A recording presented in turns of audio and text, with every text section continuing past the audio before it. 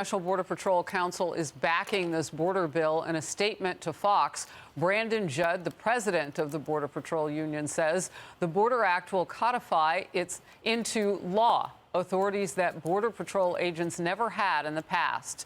This will allow us to remove single adults expeditiously and without a lengthy judicial review.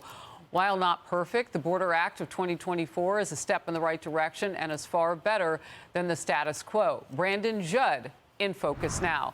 I can only imagine that you've heard from a few people who may not agree with you. So I want to give you the chance to tell me in short words what you like about this bill, and then let's go back and forth a little bit with some of the weaknesses. So there are plenty of weaknesses in here, but there's also a lot of strengths. And when you look right now what we're currently dealing with, this is a slow month, and we're dealing with 6,700 apprehensions on a daily basis. What this would do is it would cap it to where we couldn't take anything more than 5,000. Now, this does not say that we're going to release 5,000 people into the United States. In fact, it's the exact opposite. It says that we will hold single adults in custody.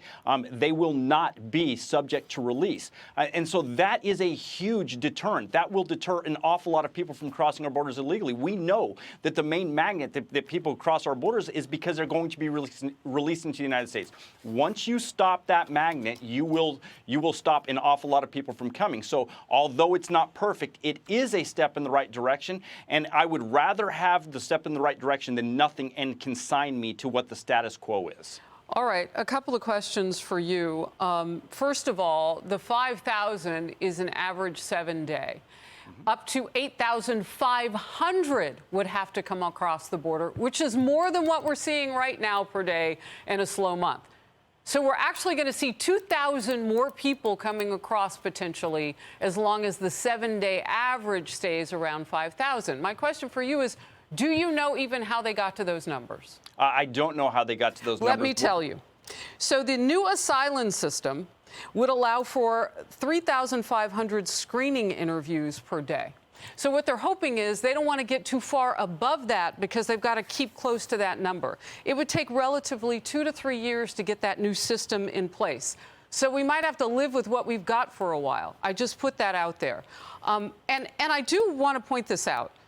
For all of your men and women who need more help, the help will come in the form of these asylum interviews, but you still are tasked with the illegals coming across the border. Do you know what in this bill deals with them?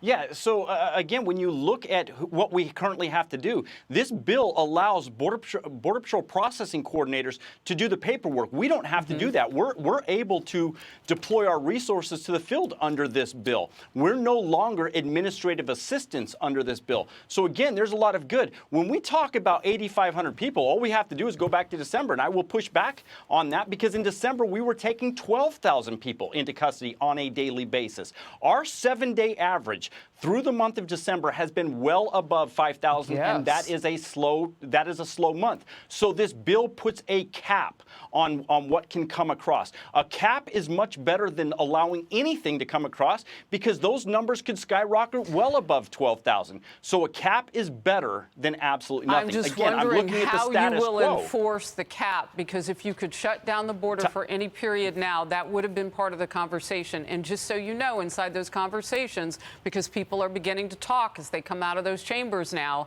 just so you know, that was an absolute no-go for Democrats. They wouldn't even discuss, can we just get a catch-up?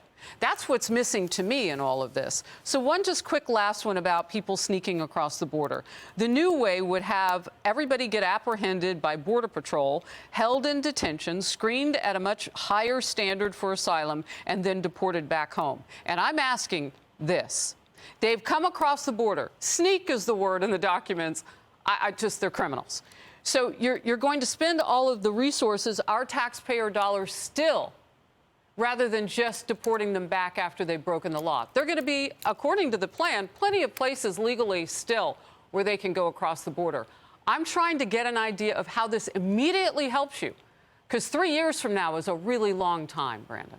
Yeah, it is. But what this does is 3 it ties months the from hands. now is a long time, by the way. Harris, it is, Harris. But what this does is it ties any future president's hands. So if we have another president like Joe Biden, this will ensure that he doesn't do what he's currently doing. That is better than the status quo. Again, I'm going to look at this. Is this bill better than the status quo? And it absolutely is. Nobody can argue that. Nobody can argue that it's not better than what we currently have. And so if it's better than what we currently have, why wouldn't I support it? Obviously, I'm going to do that because it gives us border security measures that we don't have, that we've never had. And we need those border security measures to counteract a president like Joe Biden.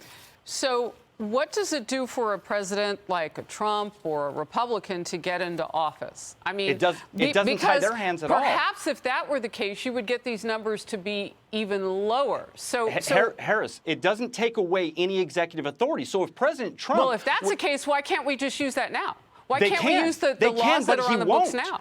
But he won't, so why not tie his hands with law? That's what laws do. Why do you think he'd follow the laws coming that you want to see changed if he won't even follow the laws that are on the books right now? If he won't enforce what he's got in front of him? The Supreme Court in 2023 said that he has the authority to release people. So we can argue that he shouldn't release people. But our he also own could court shut system, the border down right now. Harris, absolutely. But this law ties his hands. This law doesn't allow the Supreme Court to come in and say that he can release people. This law says that if you're single adults, you will be held in custody. It ties his hands, and it will tie any future president's hands. So, of course, I will support that. It does not limit Well, it's mainly Trump's for authority Democrats, under because executive. Republicans see the issue very differently. I don't know if we have time to run this, so I'll just read a little bit of it. Arizona Border County official Jonathan Lyons with this message to Congress on the Senate bill.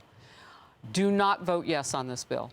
It's a starting point. Sit down with the Freedom Caucus. Sit down with all interested parties and establish what needs to be done as a baseline, which is shutting the border down right now. Brandon, you and I have known each other a long time. You know how much I support the Border Patrol. You do. Whatever goes forth has to be much better immediately. Harris, we're not going to get much better immediately, so I'm going to take those incremental steps. If this were going to tie Donald Trump's hands, I would be opposed to it immediately. It doesn't. It doesn't tie any good administration's hands. So why do you think he's against it?